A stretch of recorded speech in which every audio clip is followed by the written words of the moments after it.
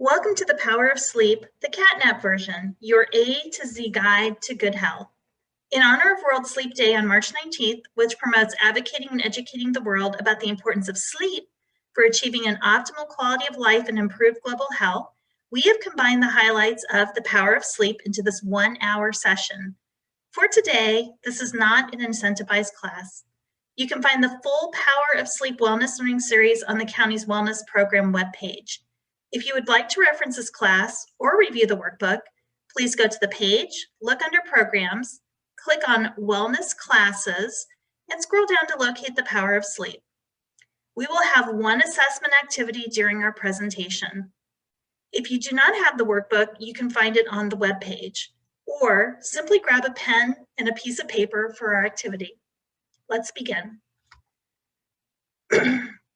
During our presentation, we will review the health benefits of sleep, learn about the intricate biological processes that occur with sleep, assess our own sleep, discuss sleep disorders, and explore strategies for better sleep.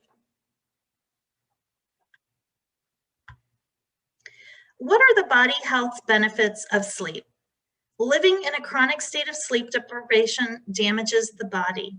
So for our heart, blood vessels do not receive as much time to heal if we lack sleep, and they deteriorate and no longer function properly. They're prone to plaque buildup and hardening of the coronary arteries. For our immune system, when we lack sleep, disease-fighting superpowers diminish. Lack of sleep impacts production of the killer T cells that are part of our immune system. In terms of cancer, individuals with less than 6 hours of sleep have a 40% higher risk of developing cancer than those who get between 7 and 8 hours of sleep. In addition to being higher risk, if cancer is present, it may spread much more quickly with lack of sleep. With weight management, sleep helps to regulate our hunger hormones. Studies show we eat up to an additional 300 calories per day when we're sleepy. Add that up across a year, and the scale can creep up to 10 to 15 pounds. Both fatigue and a poor diet may lead us on a path to diabetes, and some research indicates that lack of sleep may contribute to the development of Alzheimer's disease. What are the mental and social health benefits of sleep? Sleep recalibrates brain circuits which control emotions. Sleeplessness also affects the ability to process emotions, meaning that sleep-deprived individuals often gauge the feelings of other people inaccurately, which reduces their ability to empathize. Sleep improves our ability to navigate social and stressful situations. A sleep-deprived brain has trouble reading facial expressions and is more likely to interpret faces as threatening. As such, sleep-deprived people are less likely to engage in conversations with others and may be very irritable. Sleep reconnects us to the part of our brain that controls rational thinking. It resets the brain to create new memories and imprint older ones, and this is important for our learning processes to take hold. Sleep also controls the processes that help manage depression, anxiety, and other mental health disorders.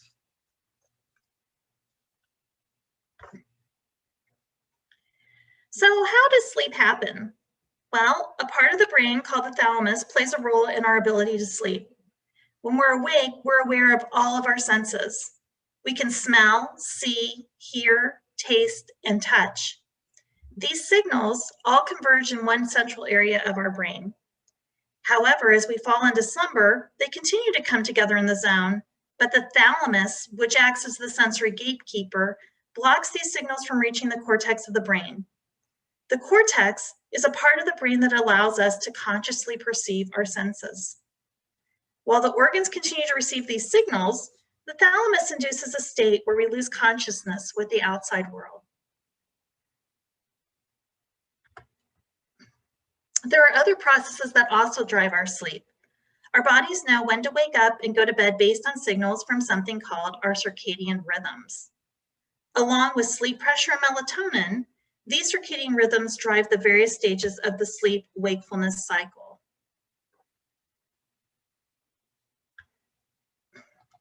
Circadian rhythms are biochemical, physiological, and behavioral cycles in all living things. In humans, they rise and fall in 24-hour cycles. Numerous clocks throughout the human body drive circadian rhythms. Think of them as pacemakers. And circadian rhythms are important because they prepare the body for expected environmental changes, things like exercise, sleep, and meal times. Our circadian rhythms set the sleep and wakefulness cycles, promote sleepiness at the usual bedtime, help us to initiate sleep, and promote wakefulness before our usual wake-up time. They also set the timing for other rhythms that regulate physiology and behaviors, and this includes hormone production, our body temperature rhythm, which is highest in late afternoon and drops when we sleep, and eating and digesting food.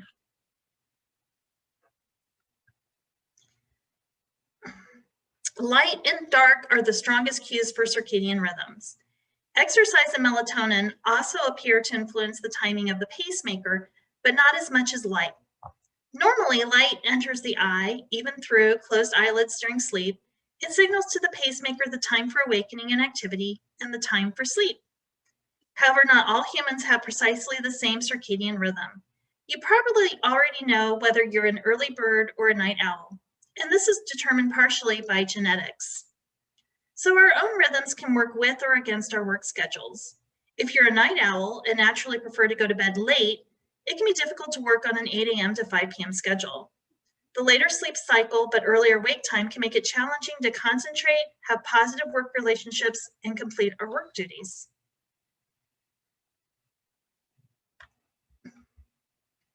Another part of the sleep cycle is something called sleep pressure, which is caused by a steady increase of the chemical called adenosine in the brain, which builds up in the body during waking hours and causes an increasing urge to sleep. Our body produces a higher need for sleep under some circumstances where sleep could be longer and or deeper. So for example, when the immune system is fighting an infection or illness, or when we perform complex tasks that require higher brain stimulation, things such as challenging work, learning new things, or contemplating complex duties. Physically demanding work or exercise could increase our sleep pressure even further. So for most, this usually happens between 12 and 16 hours of wakefulness. The pressure gets stronger the longer we stay awake and decreases during sleep, reaching a low after a full night of good quality sleep. The cycle repeats when we wake up. If we look at the slide, the dashes in the graph show that sleep pressure continues to increase if we do not sleep and reset if we do at our usual bedtime. The brain communicates day and night signals to the body by the way of a messenger called melatonin. It is released into the bloodstream at dusk to send a message that it's dark. Melatonin concentrations then slowly decrease throughout the night. Although it's an extremely popular sleep aid, melatonin does not have anything to do with the generation of sleep. So think of melatonin as the timing official at a race. It simply signals that the start of the race is happening, but it does not actively participate in that race. Melatonin can be helpful for jet-lagged individuals whose nights and days have been altered, but it's not a very effective sleep aid for those on a regular night-day cycle. However, we know that there's a significant sleep placebo effect, which should not be underestimated, since we know it is one of the most reliable in the way of drug effectiveness. So humans don't just sleep, they cycle through 2 completely different types of sleep in 5 cycles that repeat but are not symmetrical. So if you look at the top of the slide, you can see 2 types of sleep that repeat in 5 cycles. You have rapid eye movement, which is REM sleep, and non-rapid eye movement, which is NREM sleep. So first you're going to enter your REM. You have 4 stages of non-REM. Stage 4 is the deepest sleep, and deeper sleep happens through the first half of the night. So those cycles will actually work together to manage information in your brain. They will help you clean out old neural connections, choose what information to retain, and create and absorb new information. This is an example of how humans will cycle through the stages of sleep. There's more deep NREM sleep earlier in the night, and your REM sleep predominates in the second half of that cycle.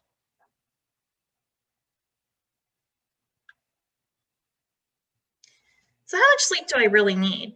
Well, you've probably heard that doctors and scientists say we need about 8 hours of sleep. And in this case, scientists are defining your need by whether the amount of sleep obtained is adequate to complete all the processes it's designed for. So when we say, I only need 6 hours of sleep, we tend to use a different definition of need, which is the number of hours I get in or need to get through my day. However, with chronic sleep deprivation, our bodies will acclimate and learn to function on less sleep. That gives us a false sense that we're giving our bodies enough time to reset. If you look on the bottom of the slide, you'll note the recommended hours of sleep for newborns, infants, toddlers, preschoolers, school-age children, teens, adults, and the elderly. We know that exact sleep requirements can vary from person to person. You may need slightly less or slightly more than 8 hours, but the fact remains that if you're getting less than 7 hours of sleep, you're not getting enough sleep to reap the benefits. And in fact, you're really just doing your health a huge disservice. So just note that adults should aim for 7 to 9 hours of sleep per night. And also, the sleep recommendations include time for something called sleep opportunity, not just the actual hours slept. Sleep opportunity is the time we physically get into and out of bed. And when we get into bed at 10 p.m. and wake up at 6 a.m., we are giving ourselves 8 hours of sleep opportunity, which means we give ourselves time to fall asleep, reach deep sleep, and wake up naturally. The time spent asleep is usually about an hour less. So although sleep time is less than 8 hours, this additional time that we allow ourselves to move through stages of the sleep cycle is really just as important.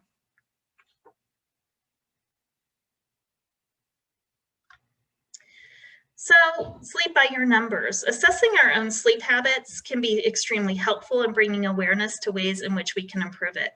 So we're next going to assess our sleep. If you have the workbook open, the sleep scale is going to be on page 9. If you don't have the workbook, just grab a pen and a piece of paper and follow along. This is the SATED sleep assessment, and what it measures is satisfaction, alertness, timing, efficiency, and duration. And what you're going to do is rate yourself in all areas and then total your numbers. The lower the score means the lower the sleep health. And what you'll do is you'll check a box for each category or just jot down a number for the category. So satisfaction, are you satisfied with your sleep? So rarely never is 0, sometimes is 1, and usually always is 2. For alertness, do you stay awake all day without dozing? Rarely never is 0, sometimes is 1, usually always is 2. For timing, are you asleep or trying to sleep between 2 a.m. and 4 a.m.? Rarely never 0, sometimes 1, usually always 2. For efficiency, do you spend less than 30 minutes awake at night? This includes the time it takes to fall asleep and awakenings from sleep. So rarely never is 0, sometimes is 1, usually always is 2. And finally, for duration, do you sleep between 6 and 8 hours per day? Rarely never 0, sometimes 1, usually always 2. So what you're going to do is total all of those numbers up for each category. And if you look on the bottom of the slide, you're going to see a continuum arrow going in either direction. 0 is poor sleep, 10 is good sleep health. Okay, so you may fall in the middle of that scale, you may be on the higher end, you may be on the lower end, but it should give you a good idea of where you're at with your sleep. So now ask yourself some questions. Do you feel tired during the day? Or do you drink so much caffeine to numb your tiredness that you can't fall asleep when you finally have the chance? And in order to decide how much sleep you need, it's important to know how your body functions and feels throughout the day. It should take 20 to 30 minutes after you get into bed to fall asleep. And if it's any sooner than that, and that means that you're probably too tired. Any longer than that, you may be getting too much sleep. In the morning, you should wake up ready to take on your day. You may or may not wake up a little bit before your alarm, but if you do, you're more than likely getting enough rest. So there's many benefits from a good night rest, but what really happens when we don't get enough rest? Next, we're going to watch a video about sleep deprivation.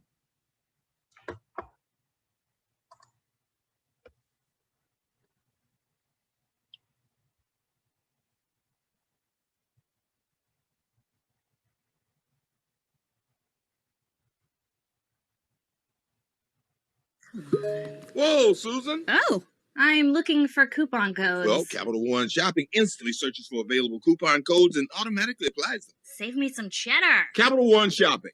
It's kind of genius. What's in your wallet?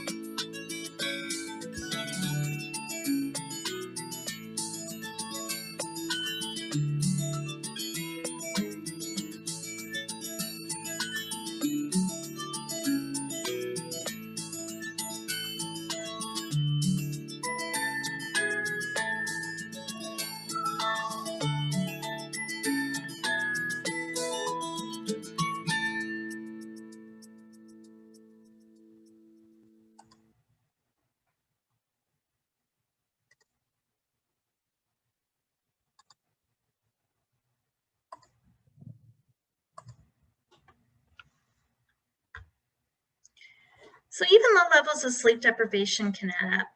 Over months and years of low level deprivation, we acclimate to reduced energy levels and lower level functioning. And we're unaware of the mental and physical performance degeneration, as well as the disastrous health effects that can accumulate over time. Some people maintain that they do just fine on 5 to 6 hours of sleep. If assessed in a sleep lab, however, the evidence would show to the contrary. Only the tiniest, smallest percentage of people can actually successfully function on so few hours of sleep. And if you believe if you're one of them, it's extremely unlikely. To quote Dr. Thomas Roth from Henry Ford Hospital, the number of people who can survive on 5 hours of sleep or less without impairment, expressed as a percent of the population, is rounded to a whole number, is 0.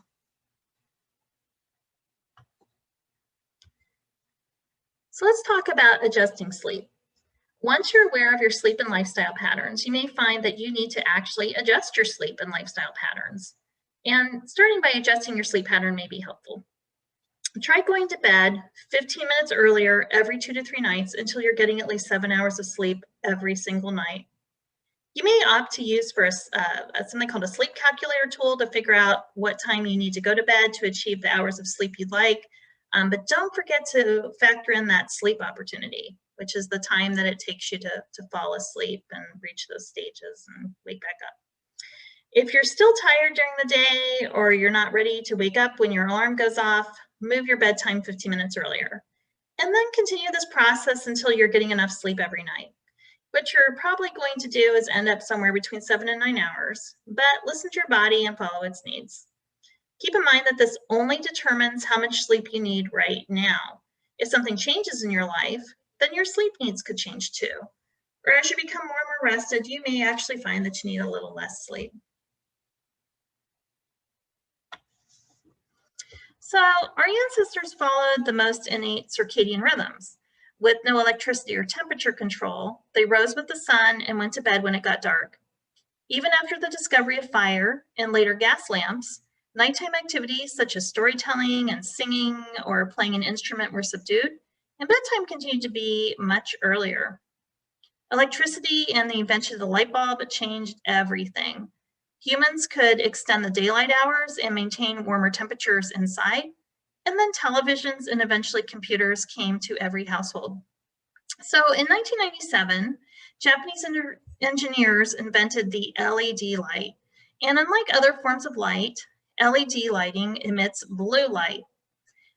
The human eye is actually particularly sensitive to blue in the color spectrum, which suppresses the nighttime release of melatonin by 50% when compared to a warm light incandescent light bulb. And this leads us to sleep tips. In addition to adjusting your sleep time, you may find some of these tips rather helpful. So 1, avoid exercise 2 to 3 hours before bed.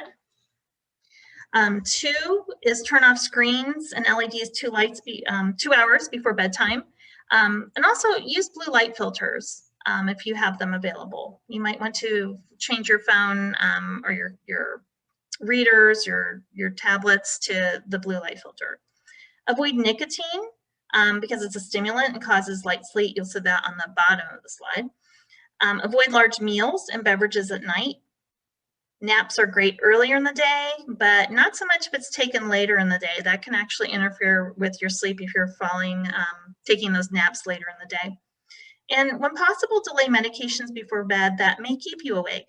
So you want to check with your doctor first before you do that, but it may be helpful. And then some other tips: wind down and relax before bed. Give yourself that time that you need to just get a little more relaxed for bedtime. Take a hot bath. It will drop your body temperature and make you sleepy. And then check your environment. In addition to light and temperature, we know that humidity can affect sleep. So the truth is a cool room is more conducive to sleep than a warmer room.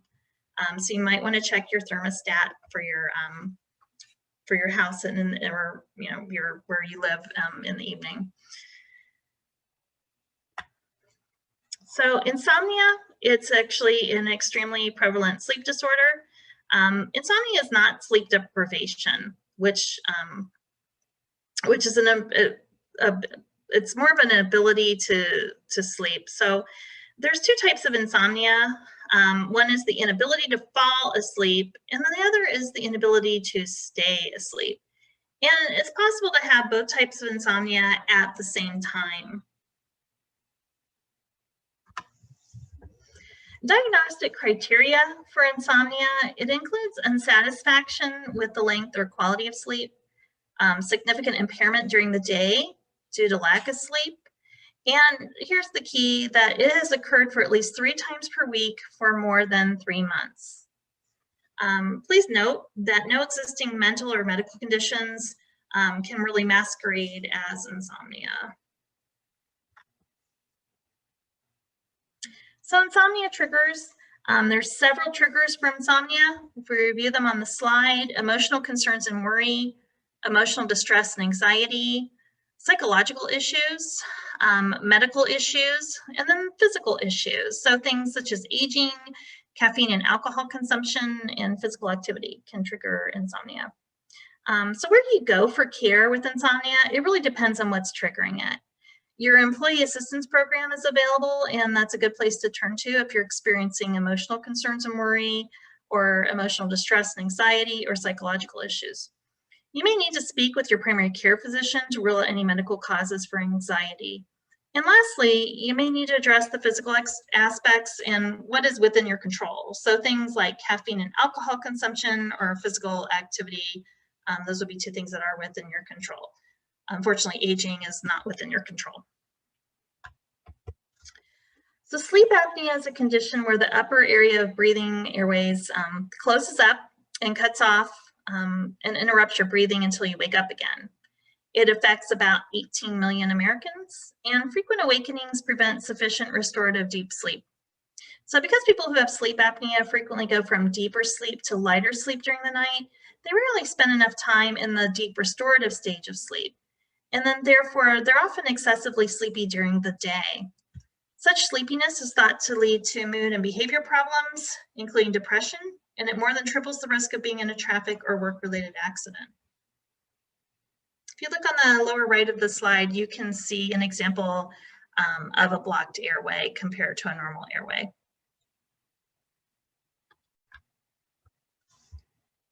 So there's some common signs of sleep apnea. Loud, consistent snoring. You might wake up gasping for air. You might stop breathing momentarily or making choking sounds. Waking up tired might be an indicator that you have some sleep apnea. Sleeping with your mouth open, and waking up due to difficulty with breathing. So if you know or have been told by your partner that you snore, stop breathing, or gasp for air at night, then maybe the best place to start is with your primary care physician. And your primary care physician can exclude other issues, determine if a sleep study might be warranted, and also refer you to a sleep specialist if needed. Sleep apnea can be diagnosed via something called a sleep study. And sleep studies can often be done at home versus going to a sleep lab. So speak with your primary care physician if you think you might have sleep apnea.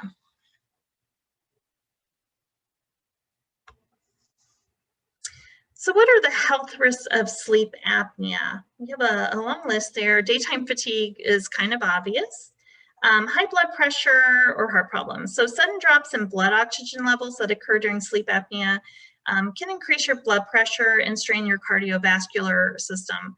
Having obstructive sleep apnea increases your risk of high blood pressure or hypertension. Obstructive sleep apnea might also increase your risk of recurrent heart attack, stroke, and abnormal heartbeats such as atrial fibrillation. If you have heart disease, multiple episodes of low blood oxygen, which is called hypoxia or hypoxemia, can lead to sudden death from an irregular heartbeat. With type 2 diabetes, having sleep apnea may increase your risk of developing insulin resistance and type 2 diabetes. Metabolic syndrome is a disorder which includes high blood pressure, abnormal cholesterol levels, high blood sugar, and increased waist circumference, and it's linked to a higher risk of heart disease. Complications with medications and surgery. Obstructive sleep apnea is also concerned with certain medications and general anesthesia. So people with sleep apnea might be more likely to have complications after major surgery because they're prone to breathing problems already.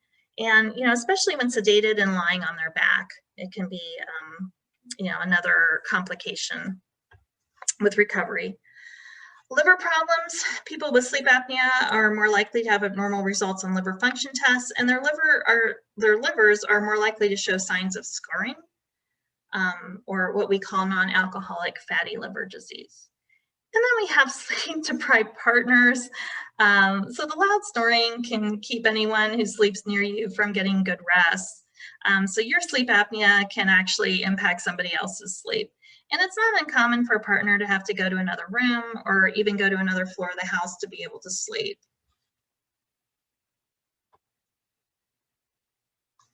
So next steps, what you do for your sleep will depend on your own individual needs. And the key is to first determine if you need to improve your sleep. Sleep tips may help you achieve a good night's sleep. However, if you have a sleep disorder, such as insomnia or sleep apnea, you may need to seek help from a professional. You can find primary care physicians as well as sleep specialists on myuhc.com. And if your sleep issue veers more toward a stress or anxiety issue, contacting your EAP may be a first step. So your EAP phone number is 866-374-6061, or go to liveandworkwell.com.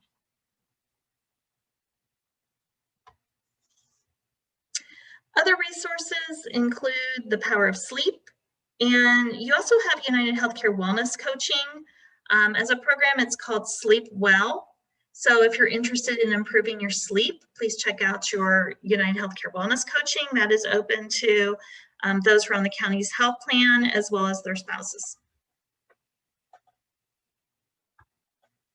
Thank you for joining The Power of Sleep. We wish you many nights of restful slumber.